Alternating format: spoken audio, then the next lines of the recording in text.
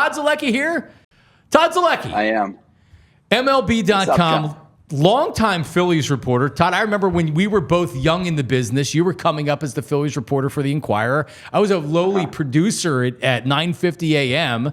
And look at us now. We're old. We have kids. Like now you're a multimedia star. Gray hair. Yeah, I got you beat. Gray hair now. But I'm also unemployed, and you have multiple jobs now. And we'll talk about them coming up in a second. 3-game losing streak. This was bound to happen. They weren't going to win 130 games this season. Just saying. I guess I'm just like, you didn't know whether the pitching was going to go first or the hitting was going to go first. They've struggled in San Francisco. Colorado's not an easy place to play. I guess just your reaction to this latest skid from the Phillies. You know, I'm not going to say I knew that this was going to happen, but West Coast road trips are always tricky. They're always tricky. No matter how good a team is, going out to the West Coast for some reason, I feel like a lot of those games in the NL West on the road, there's always some crazy things that happen. And, you know, they had been going so well. They were due for a stretch like this. And I know people are going to say, and have said to me, it's the Rockies. They stink. They can't be losing to the Rockies. They're terrible. Agree 100%. You know, that's a team that they should beat. But every team goes through this. You're going to have, you know, the Dodgers, you know, going to lose to the Marlins or whatever the case may be. It happens all the time. So they're hitting a rough patch right now. There's no reason to be concerned. I think they're going to be fine. They'll pull out of it. Right, and this portion of the show, by the way, brought to you by TrueMark Financial Credit Union. Did you think, I think they've exceeded everybody's expectations at this point. I saw this team as being an 88, 89, 90 win team. I didn't see what happened with Ranger Suarez to start the season. Are you surprised at how well they've played? What did you think going into the season this team was going to look like? I thought they would be better than an 88, 90 win team because I did believe that having everybody healthy at the beginning of the season was going to make a big difference. You know, you have a healthy Harper. Schwarber came into camp a little bit healthier. Trey Turner didn't have the weight of expectations on him. Ranger Suarez was healthy. Now, I didn't expect them to get off to a start like this. This start is it was absolutely insane. And they were beating bad teams at a clip. And I mentioned this, I talked about this maybe like a week ago. I looked up the numbers. All the 100-win teams, John, over this century, there's 35 100-win teams. Going into this road trip, the Phillies had like a 733 winning percentage against teams with losing records. Only 4 of those 35 teams had a better winning percentage against teams with losing records. In other words, you know, all the argument of they're just playing bad teams. Of course they're off to a start like this. No. They were doing something that a lot of 100-win teams have not been able to do, and that's really just destroy those bad teams. They were playing at an elite level. Yeah, I mean, it was unprecedented what they were doing, and they shouldn't lose to, and they've really beat up on them. All right, so Todd, do we have a Nick Castellanos problem? And we know that he's ice cold right now. He got a hit last night. But do we have a problem going forward here? If you're Rob Thompson, how do you kind of navigate? Because his salary says he's going to be starting. You're not going to replace him, but how do you navigate it if you're Rob Thompson? It's tricky because Nick wants to play, and you mentioned the salary. He's got a $100 million deal. He's got 2 years left after this year, so you need him to perform. So I think he is going to continue to play. You know, he might hit 7th late last season. Rob Thompson dropped them all the way down to 8th. It looked like, up until recently, it looked like he was starting to get out of it. I was looking at his numbers again, like going into this road trip. I think over his last couple weeks, he was hitting 250 with a 760 OPS. Not amazing numbers, but numbers that you could live with from your right fielder. So he continues to struggle like this. What are the options? Well, they don't really have a lot of great options in the outfield. They don't have a guy in AAA. They're going, I cannot believe they are keeping this guy in AAA for, because Nick Castellanos has got this money, still owe this money. Sure, you could play some Christian Pache. You could play a little bit more Cody Clemens in the outfield. You could do some things like that. But what do they do going forward? I think they're really just hoping that he's going to get out of it. They've had seasons like this before with really big stars that struggle, and Pat Burrell 03 comes to mind. He was terrible all year. They just ran him out there all year because they needed him to succeed, and they were hoping that at some point he was going to turn around. Now, maybe Dave Dombrowski gets to a point where toward the end of July, he says, this is our shot. We got to go for it. Maybe he does something like that. It's possible, but right now I think they're going to continue to see if Nick can pull out of this. Yeah, and Todd, I think Rob Thompson, this is where the good managers in baseball take a case like you had mentioned Pat Burrell earlier, but now Castellanos, finding a spot where he's comfortable to where he gets going again.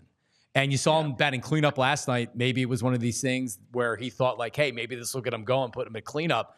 He's going to tinker around with him to try to get him comfortable. And we've seen Castellanos is streaky. He is. I mean, he went last year. He had a historic run in the playoffs, and then he was swinging at balls 5 feet outside in Game 3 of the NLCS. So this is kind of what you get with Castellanos, is that he's streaky.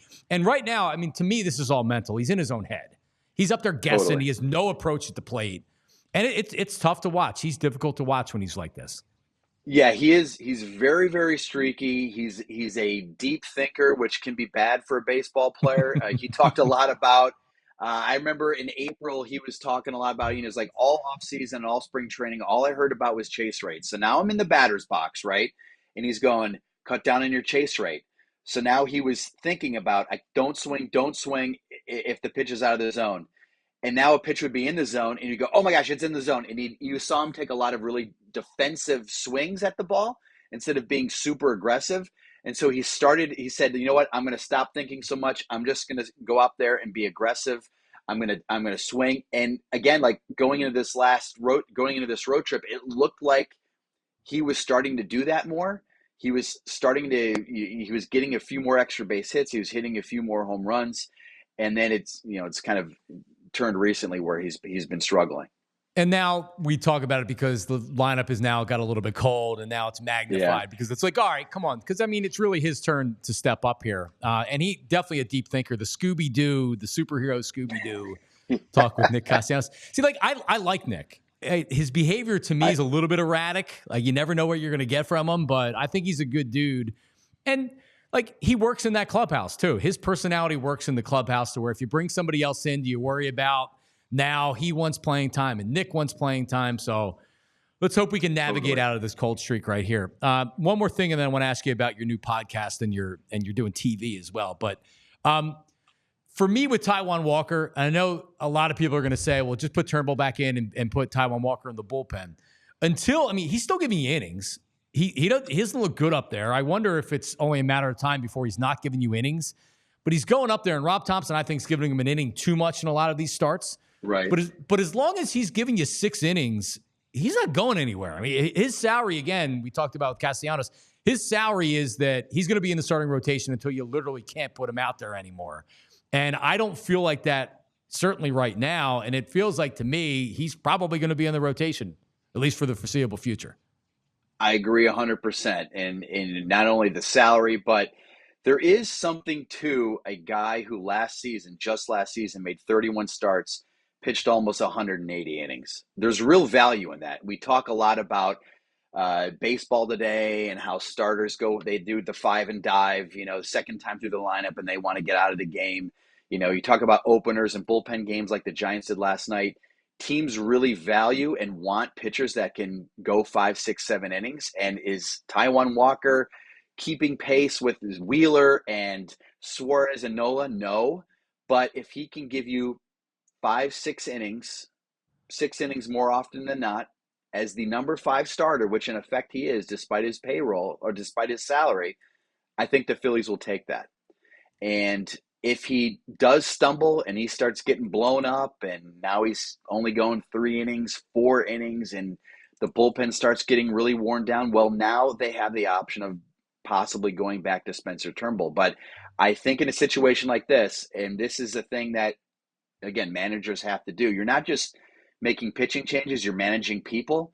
And so Right. you have to give Taijuan Walker some run. You just have to. I know that a lot of people get angry when I say that, but he's got 2 years left on his deal. You have to give him some run here. You can't just go, he struggled 5 starts in a row here, he's done. No, You're the you have long to give man. him. See ya. Yeah. Yeah, Well, exactly. we You saw can't how he do that. reacted to not being in the playoff rotation last year. So Right. you already got an idea what it's going to do. And I feel like once you lose him, you lose him. And now you're stuck with a contract that you wish you didn't have, but you're still stuck with it. All right. So listen, you're like a big star now. How do you have time to do all this? So first of all, the Phillies show. I mean, our own Jim Salisbury's with you, Ruben Amaro Jr., and Todd Zolecki. Now, how did you start this? You just decided like, hey, I want to get into the podcast space. How did this come to fruition? Yeah, so it's funny. I was talking with Jim in the offseason. I've been wanting to do a Phillies podcast for a while and just haven't found the right opportunity. And I was talking with Jim in the offseason. And I said, hey, I would love, if you ever want to do a podcast, I think it would be a good fit. And then he basically said, well, it's funny that you mentioned that because I've been talking to Ruben about possibly doing one. And next thing you know, I'm running into Ruben in spring training. And I said, hey, well, how about the 3 of us maybe get together? I think that could be a lot of fun. We literally threw it together right before opening day, and it has been a lot of fun. We just had Chase Utley on. Yes. That episode dropped yesterday. We've had Pat Burrell on. We're hoping to get more guests down the road. And, we all like each other. We all love baseball. And it's been a lot of fun to kind of get together and talk about different things. We goof on each other, besides the regular baseball talk. And, for my money, nobody's been better at baseball writing in this city or sports writing in this city than Jim Salisbury. He is the friggin' man. And Ruben is, he's done it all in baseball. Player, GM, coach, everything. So it's been a fun fit. Yeah, I saw the Burrell where he talked about his struggles with kind of the nightlife of Philadelphia. I mean, it was really, really interesting. He opened up. I mean, you guys are getting some good stuff. I didn't see the Utley one yet, but I'll have to check it out. And you're doing TV too? Are you Phillies Nation TV, Todd Zolecki? Yeah. So Phillies Nation TV on NBC Sports Philadelphia. Basically, what's cool about this is that they've basically taken on the podcast. So Ruben, Jim, and I are kind of like contributors to the Phillies Nation TV show. It's going to be it airs an hour before every Phillies game on Saturday on NBC Sports Philadelphia. So you're going to see us. You can find us on the podcast, and then you can find us on Saturdays an hour before first pitch. My buddy Sam Stafford is on Phillies Nation TV as well. So it's Greg Murphy. Yeah, it's awesome. Very good show. All right, last thing. How many wins for the Packers this year? Todd Zolecki, a big Green Bay Packers fan. Jordan Love, got to tell you, by the end of the season, I picked the Packers to win the division last year. They didn't win the division, but they made the playoffs. What do you see this year? Well, I'll tell you, I early in the season, I was like, man, I don't think Jordan Love's going to do it. And then he caught fire. So I'm all on. I'm going to say 13 wins for the Packers. I watched that playoff run last year. I was jumping around my living room like a crazy person. So I'm all in on Jordan Love and the Packers. How do you keep getting these quarterbacks that sit for like their entire rookie contract and then they plug them right in and they're great? It's amazing. I'm surprised that more teams don't do that because it seems to be a formula that works. Favre sat for like Doug Peterson, and then Rodgers sat for Favre, and then Love sat for Rodgers. You want to know why? It works. Because Green Bay fans are more patient. Can you imagine in Philadelphia us waiting for a first-round draft pick to play a quarterback? Yeah. I shouldn't say Favre sat for Doug Peterson. Favre sat for Don Majkowski. That's what happened. Was it the Magic Man? I remember Doug was up there. Yeah. Right. Doug was up there, though. Well, Todd, appreciate it, man. Congrats on all the stuff going on, man. We'll talk soon. Thanks, John. Appreciate it, man. See you. All right, man. Todd Zolecki. We all silly like the mayor.